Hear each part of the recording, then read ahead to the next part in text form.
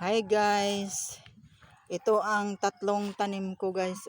Itong kangkong, itong alugbati, at saka itong tinawag na kamuti tops.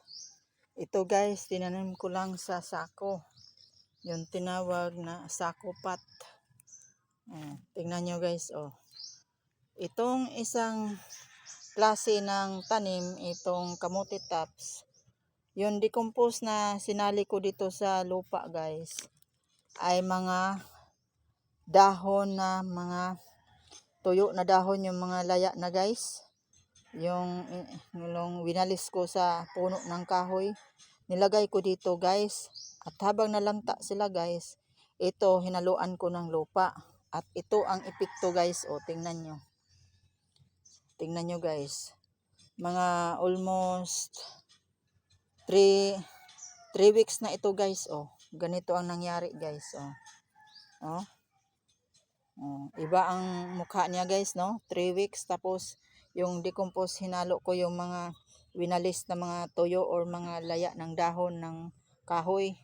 At saka ito guys naman, ang hinalo ko dito sa spinax or alugbate, yung lupa hinaluan ko ng yung hiniwa-hiwa ko na puno ng saging na tuyo, or yung tinawag pa sa Bisaya na bani.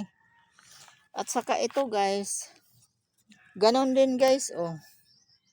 Yung bani ng saging or tuyo na puno ng saging, hindi nalanta guys yung tuyo, yung dahil sa kainit, wala na siyang tubig, sinapsap ko guys. At ito guys ang kalagayan niya ng tanim.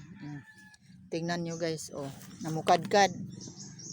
Ito, nauna lang ito guys ng isang semana, 3 weeks na. Itong dalawa guys, ito at saka ito, 2 semana. Tingnan nyo guys. Tingnan nyo ang dahon ng kangkong guys. Ito guys. Ito guys. Tingnan nyo ang dahon ng kangkong.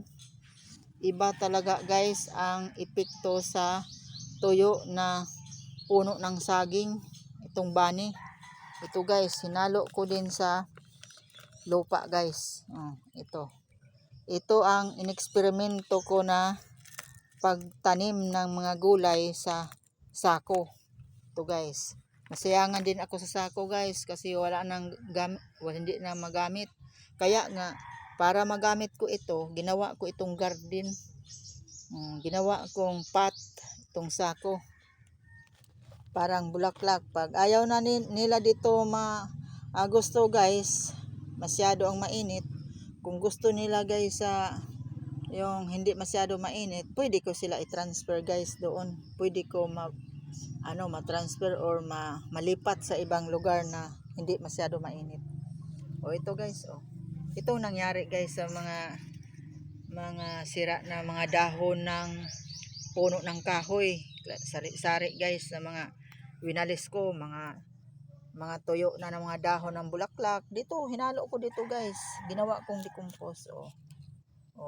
Ito guys, iba ang paglago guys, no? Iba sa mga tuyo ng mga dahon ng kahoy. At saka iba din itong puno ng saging na bani or tuyo na puno ng saging. Hindi nalanta pero natuyo talaga siya. Ito din. 2 weeks lang ito guys Ito ng mukha niya. Tingnan nyo guys. Maganda ang kulay ng kanyang mga dahon, no? Pero ito guys, iba naman guys. Walang bani nito nakahalo, walang puno ng saging na tuyo. Tuyo ng mga dahon na matagal na guys. Dito ko hinalo at iba ang itsura niya guys. Kaya guys, makompare ninyo ngayon kung saan ang mas magaling, ang mga winalis na mga tuyo na dahon sa kahoy at sa bulaklak, or itong bani ng saging, itong dalawa. So, kung nagustuhan nyo guys, like, share, comment, and follow guys. Subscribe guys. Kung gusto